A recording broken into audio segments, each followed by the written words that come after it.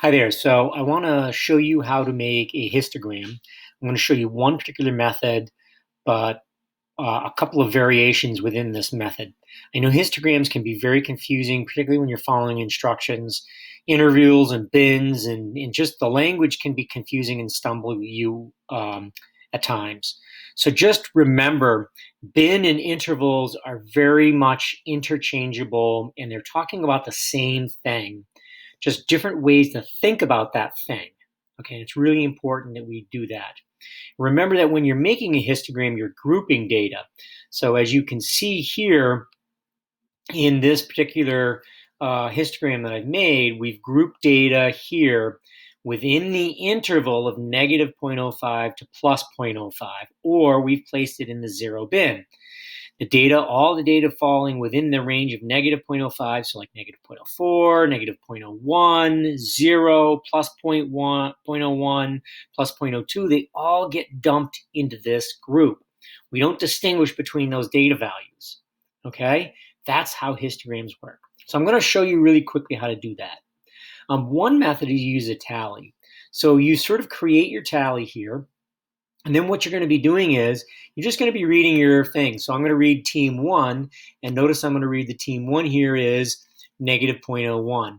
So that would mean I would come down to my tally sheet and I'd look for what range of intervals does negative 0.01 fall. Well, I notice that it's in between negative 0.05 and plus 0.05.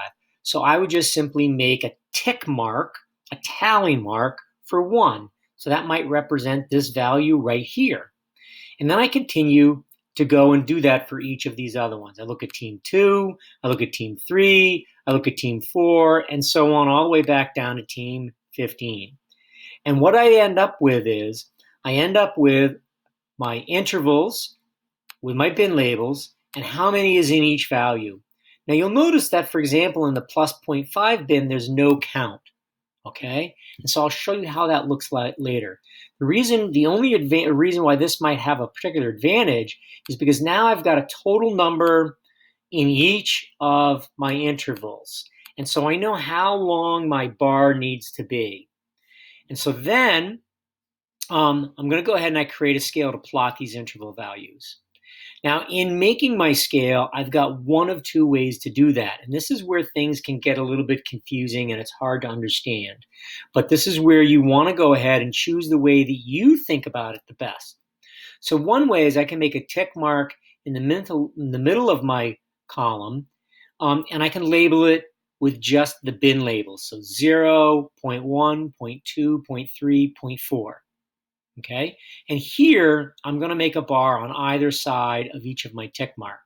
Because remember, if I'm going to measure the mass of my rock 2 times, I might, because of the uncertainty of my balance, I might be higher or lower than in the second time I measure it, which means even though my mass hasn't changed of my rock, it might show a change in mass within the range of the uncertainty of my balance. So when we're plotting our histograms, we want to represent our data within this uncertainty that we have. So we want to make sure that we don't show our data to be more accurate than we really have it to be.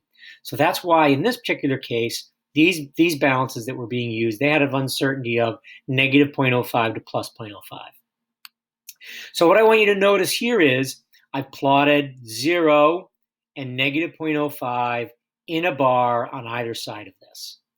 My second option is I can go ahead and label a little bit differently. Now here what I've labeled is I've labeled the edge of my intervals on each of these things, and I'm going to now color and create a bar in the middle. So what's different is I have negative 0.05, then up here is negative 0.25, this would be negative 0.35, this is negative 0.45. All right, my bin size is the same, the spread of my values is the same, but how I'm reading my axis is different, and then how I make the bar is a little bit different. So now, anytime I see negative 0.05 up to plus 0.05, I'm going to go ahead and I'm going to color in or shade in and put the bar right there. All right, so in this method, you're going to go ahead and take your intervals. This would be a bar of height of 6. Down here, notice I have a bar, a height of 6. So that's pretty much how to use it. I hope that was helpful. Sorry for Robbie. He wanted to add his 2 cents in here as well. And he says, keep trying, stick with it. Yep, you can do it. That's what Robbie is saying in dog speak.